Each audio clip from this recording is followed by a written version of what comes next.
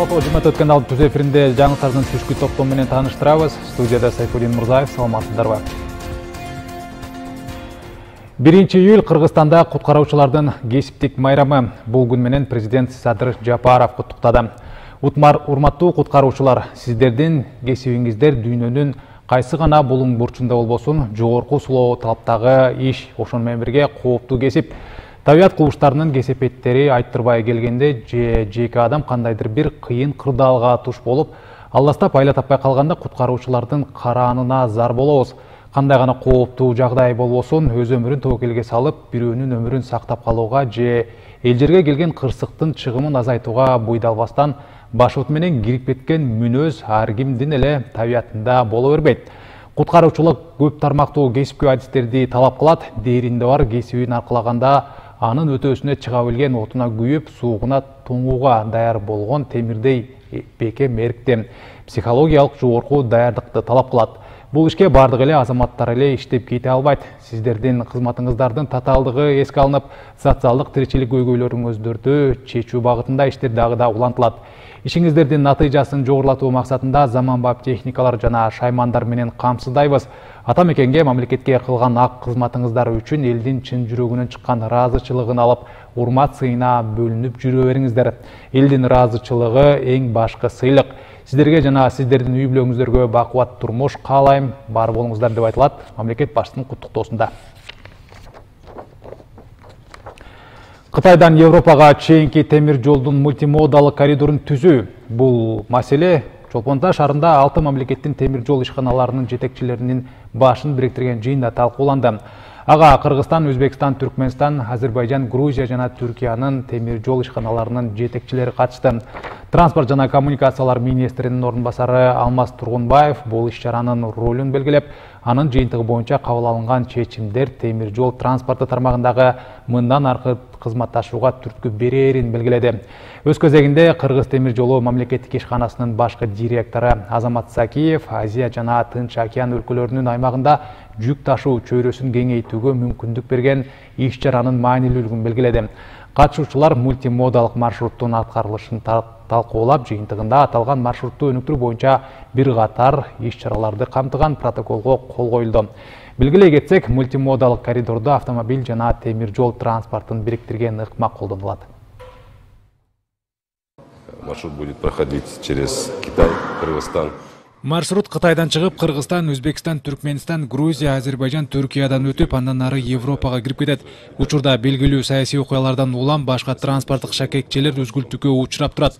Ошондуктан бул маршрутту өнүктүрүү бир гана Кыргызстанга эмес, биздин региондун экономикасына да оң таасирин берет. Важно то, что это мультимодально. Бул долбоордун маанилүүлүгү абдан чоң. Башкача айтканда, бул жерде бир гана темир жол менен эмес, автотранспорт менен да контейнерлерди жеткирүү каралат. Маселен, биз Кытайдан чыккан жүктү Оштогу темир жолго чейин автотранспорт менен жеткиребиз. Биз бул жатта тарифтерди такташыбыз керек алдыда. Мамлекеттик ишканаларды өнүктүрүү экономиканын локомотиви болушу зарыл. Бул туурасында министрлер кабинетинин төрагасы Акылбек Жапаров жогорку кеңештин жыйынында белгилеген. Ушул тапта жаңы заводдорду ишке киргизүү жана экономика тармагындагы реформаларды ийгиликтүү ишке ашыруу максатында бир катар ишканалар түзүлгөн. Мындан улам иштебей турган заводдор акырындык менен жанданып, чакан бизнести колдоо боюнча жигердүү иштер жүрүп жатат. Ош облусунун Окат районунда ачылган заводдун өндүрүштүк кубаттуулугу күнүнө 30 000 кирпич чыгарат. Ишкананын курулушу өткөн жылы башталып, алгач курула турган аянт даярдалган. Тездик менен курулган завод жыл башында ишке кирди. Ушул тапта өлкөдө курулуш мезгили күч алып жатканда өндүрүштүн иши өзүн өзү актайт. Мусоркана болуп турган мурда, анан мусоркананы тазалап, кирпич завод курганга былтыр куруп бүттүм курулуштарын. Быйыл уже ишке кирди. Бул жерге затрат кылганым бир 7,5-8 миллион кыргыз сом менен акча затрат болду. Мен буюрса иш башталды. Бир жылына мамлекетке бир 500-600 миңдей налогтун түрлөрү менен камсыз болот. Соцфондко 180 000, 200 000 тегерегинде соцфонд төлөнөт. Бул ишкана болсо жакында эле Сузак районунда ачылып, 50 жумуш орду түзүлдү. Аймакта жыл башынан бери 40тан ашык ишкана ишке киргизилген. Жалпы жонунан 160 жакын адам иш менен камсыз болгон. Мен деле мигрант болуп жүрдүм Москвада, 5 жылдар жүрдүм. Ал жакта деле 30-40 миң алам. Мына могул жерге келсем, мисалы үчүн, өзүм элим, өзүм жерим, ушул жерде иштеп, ушул жерде бала чакам, ата-энем жанымда, аякта кайгырбайсың, ыйлабайсың, боздобойсуң. Мына ушул жерде ысык, жакшы, баары бир Кыргызстанда өзүбүздүн жерибиз, өзүбүздүн элибиз. Дал ушундай ишканалар экономиканын локомотиви болушу керек. Министрлер кабинетинин төрагасы Акылбек Жапаров жогорку кеңештин жыйынында белгилегендей, экономиканы реформалоо максатында жаңы заводдорду ишке киргизүү жана реформаларды ийгиликтүү ишке ашыруу үчүн бир катар ишканалар түзүлгөндүгүн айтты.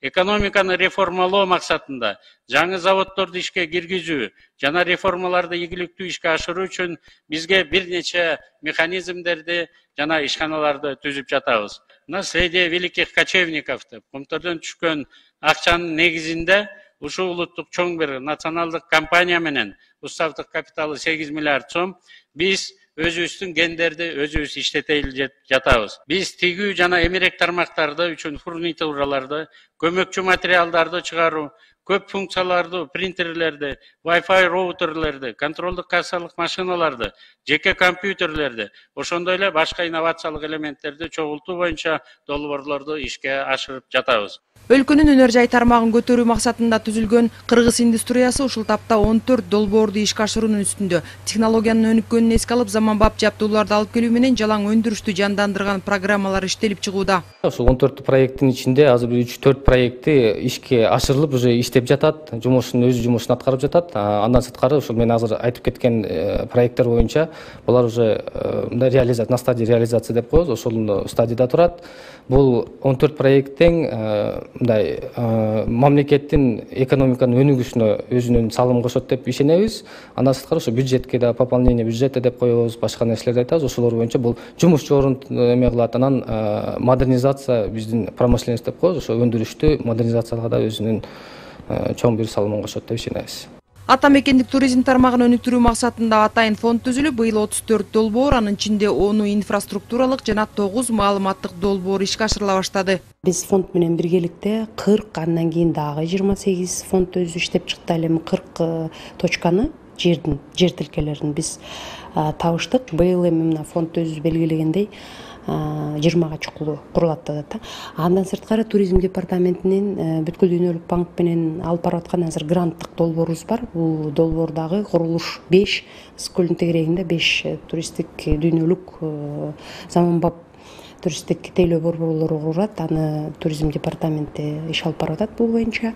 Ошол эле учурда токтоп турган ишканаларды ишке киргизүү аракети бар. Карабалта килем комбинатынын базасында синтетикалык жана жарым синтетикалык кездемелерди жана тигүү буюмдарын чыгаруу боюнча текстиль кластерин ишке киргизүү боюнча иштер жүрүп жатат. Мындан сырткары Майлы суудагы электр лампа заводун мамлекет кайтарып алып, аны модернизациялоого 1 миллиард сом каралган. Даназык мамлекеттик ишканасы дагы мамлекетке кайтарылды.